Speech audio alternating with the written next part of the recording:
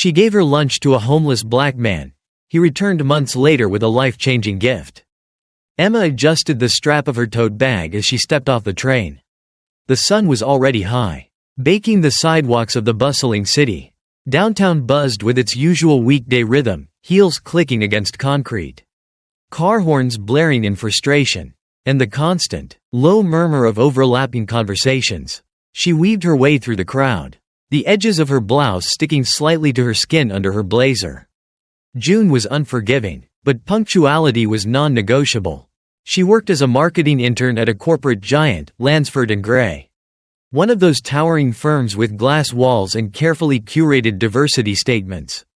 The kind that posted photos of smiling interns from different backgrounds on their social media every Black History Month but didn't quite reflect that inside the office. Emma was 22, sharp, driven, and one of the few who hadn't yet had her idealism sanded down by the corporate grind. She walked past the plaza fountain and headed toward the building entrance. Her phone buzzed. Another Slack message from her manager asking about a pitch deck. She typed a quick reply and looked up. That's when she saw him. He was sitting cross-legged on the sidewalk outside the convenience store. Back against the glass, eyes lowered, his clothes were worn thin, his shoes cracked at the soles. A small cardboard sign sat in front of him, resting against an old backpack. The words were written in careful, almost artistic handwriting. Just hungry, not hopeless. Most people didn't look at him at all. A woman in designer heels swerved away with a wrinkle of her nose. A young man passed by, eyes on his AirPods, barely registering a human presence. Emma paused. She glanced at her phone again. She still had 10 minutes before her shift began. Her hand rested on the brown paper bag tucked in her tote, the sandwich she had made that morning, turkey, lettuce, a touch of mustard, and a side of apple slices. She hesitated. Then she walked over and knelt beside him. "Hi," she said gently. "I don't have any cash. But I made lunch. Would you like it?" The man looked up, startled. His eyes were tired but clear, dark brown and intense, with the faintest spark behind them, as if something once vibrant had been buried.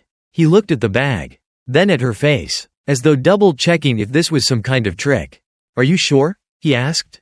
Emma nodded and handed it over. "I'm not really that hungry anyway." He accepted it slowly, almost reverently, holding the bag with both hands. For a moment, he didn't say anything. Then he looked at her, his voice low but steady. "You're the first person to look me in the eyes in weeks," he said. "You didn't have to do this." She smiled, small and sincere. "I think we all need someone to see us sometimes." His mouth quirked slightly, not quite a smile, but close. He opened the bag and looked inside. "This smells like real food." "Homemade?" "Yeah," she said with a chuckle. "Not 5-star, but edible." He looked at her again, almost in disbelief. "Thank you, Miss Emma." He nodded slowly. "Emma, I'm David." They shook hands, awkwardly but genuinely. Emma stood. "I've got to run, but I hope things get better for you, David." His gaze followed her as she walked away, merging back into the current of office workers and delivery riders. He didn't call after her. Didn't ask for more. He just sat there, bag in hand, eyes lingering on the spot where she had been. Inside the office, Emma was soon buried in charts and meetings. She didn't mention the encounter to anyone. Her team was made up of high-functioning, overly caffeinated go-getters who would probably roll their eyes or make some offhand remark about do-gooders. Worse, someone might joke, "Careful. He might stalk you," in that patronizing tone people used when referring to homeless black men in the city. Because that's how it worked. At Lansford & Gray, the racism wasn't loud. It whispered. It lived in jokes during coffee breaks. It wore suits and smiled during performance reviews. Once, a black analyst had been blamed for an error he didn't make. And though Emma had known the truth, she'd said nothing. She remembered the chill that ran through her when the room turned silent as he was dismissed, his shoulders squared, dignity intact, but his eyes burning with betrayal. She'd looked away. That guilt still lingered. So when she handed David her lunch, it wasn't just kindness, it was the whisper of something else. Maybe redemption, maybe rebellion. She didn't expect to see him again. But David never forgot her. Days turned into weeks, and Emma's life moved on with its usual rhythm of deadlines, meetings, and the quiet tension of working in a place where subtle prejudice lingered in the air. She often thought about the man outside the convenience store, David. She wondered what his story was. How someone so intelligent and human could be reduced to sitting on a cold sidewalk. Invisible to the world. One gray afternoon, as she waited for the elevator, she overheard two coworkers talking near the coffee machine. The conversation was hushed but unmistakably cruel. "Did you see that homeless guy by the corner? The one always begging? Probably just mooching off the city. They never really want to work," one said, shaking his head. "Yeah, can't trust those people. They're always up to something," the other replied with a smirk. Emma clenched her coffee cup a little tighter, the bitterness suddenly tasting sharper. She wanted to say something. To defend David. To challenge the lazy assumptions about people who had fallen through society's cracks. But the words caught in her throat. Speaking out could isolate her. Damage her internship chances. So she stayed silent, her heart heavy. That evening, as she walked home under a sky streaked with pink and orange, Emma found herself passing the same convenience store. She spotted David again, sitting in the same spot. His figure seemed smaller, more worn than before. This time, she paused longer. The urge to reach out, to do something beyond just giving lunch, pressed at her, but the fear of judgment held her back. Instead, she whispered a quiet promise to herself, "I won't forget you." Over the following weeks, Emma made a small ritual of carrying an extra sandwich in her bag. Whenever she passed David, she handed it over with a smile. Each exchange brief but meaningful. They never spoke much beyond a few words. But those moments became a thread connecting two very different lives. One rainy afternoon, she found David shivering under a thin blanket.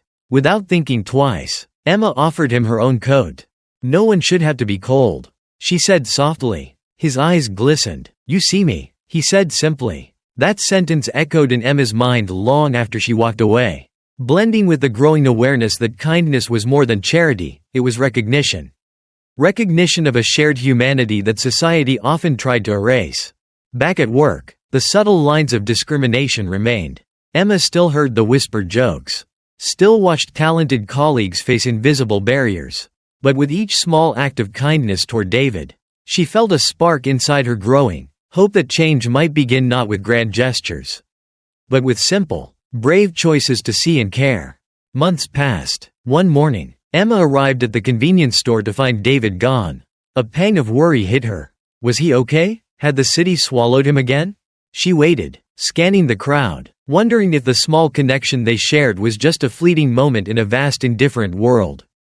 Little did she know, David's story was far from over. And the life-changing gift he carried with him was about to bring their worlds crashing together in a way neither could have imagined. David sat on the cold pavement outside the convenience store, the midday sun doing little to warm the worn jacket draped over his shoulders. The sandwich in his hands smelled fresh, a sharp contrast to the stale air around him. As he took a bite, memories flooded in, memories he kept buried deep, wrapped in layers of grief and bitterness. He was no stranger to brilliance. Once, he had been the type of man who wrote code that changed the way people interacted with technology. A software engineer with a sharp mind and a passion for innovation. David had worked at one of the city's most prestigious tech companies. His ideas were sought after, his problem-solving skills unmatched. To his colleagues, he was a rising star, a black man succeeding in a field still dominated by others. But life, David had learned, had a cruel way of unraveling even the brightest futures. It began with a phone call that shattered his world, a car accident, a drunk driver, a midnight collision that took the lives of his wife and young daughter. The weight of their loss crushed him. The grief spiraled into a darkness that swallowed his motivation, his hope, his very will to live. As if the pain of losing his family wasn't enough, the workplace that once celebrated his talent soon revealed a harsher truth. When a project under his team failed due to a mistake that wasn't his white manager pressured David to take the blame, refusing to bear false responsibility. David became an inconvenient liability. The corporate machinery moved quickly and silently. In the shadows of office politics and racial bias, David was dismissed, a scapegoat hidden behind layers of legalese and euphemisms. No one asked about the accident that left him broken. No one cared about the man who had given so much. Job applications yielded no answers. The subtle, unspoken barrier of systemic racism shut doors before they could even open. Interviews ended with polite rejections or unexplained silences. Friends drifted away, uncomfortable with his downward spiral. Eventually, his savings evaporated, the apartment lease expired, and he had nowhere to go. The streets became his new home. David's days were a relentless battle for survival. Finding food, avoiding dangers, facing the scorn and fear of strangers who saw him as less than human. The city's underbelly was unforgiving, and every step forward felt like wading through quicksand. Most days, he tried to disappear, a ghost in the crowd. Invisible and ignored. But invisibility was a curse. It meant no one saw the man behind the ragged clothes and tired eyes. He had nearly given up when Emma's kindness pierced the fog that had settled over him. Her smile, her simple act of sharing a meal, reminded him that he was more than a statistic or a stereotype. For the first time in months, David felt seen, not as a homeless black man, but as a person, someone with worth, with a story, with a future still waiting to be written. He held on to that moment like a lifeline. The mornings were cold, and the benches outside the public library were hard.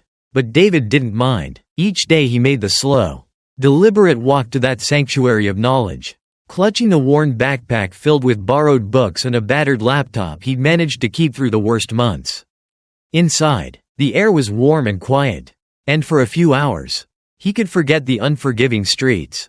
He sat at the same corner table, logging onto the library's free Wi-Fi. The internet became his window back to the world he thought he'd lost forever.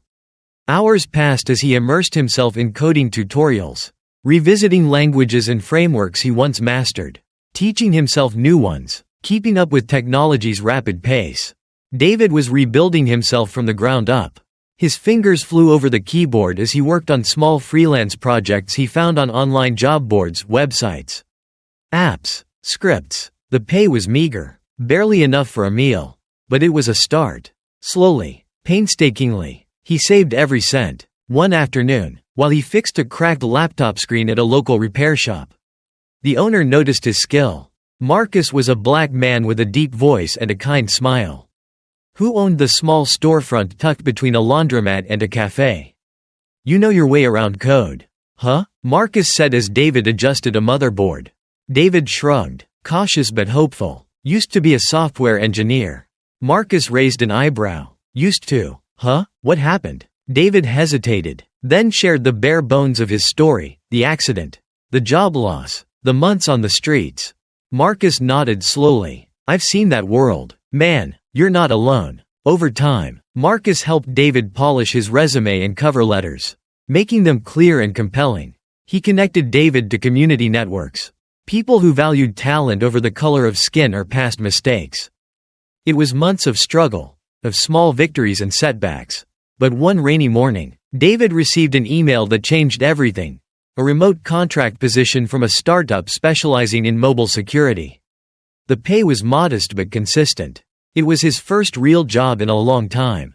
With the income, he rented a tiny room above a bakery. The first real home he'd had in years.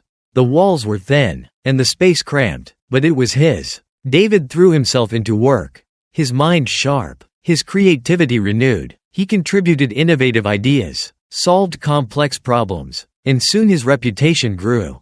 Word spread through tech circles about the brilliant engineer who had risen from the ashes. Then came the offer that felt almost too good to be true. The CEO of a rising tech startup founded by a visionary black entrepreneur reached out with a proposal to join as chief technology officer. David's heart pounded as he read the message. It was more than a job, it was a chance to shape the future. To lead, to prove that setbacks were not the end.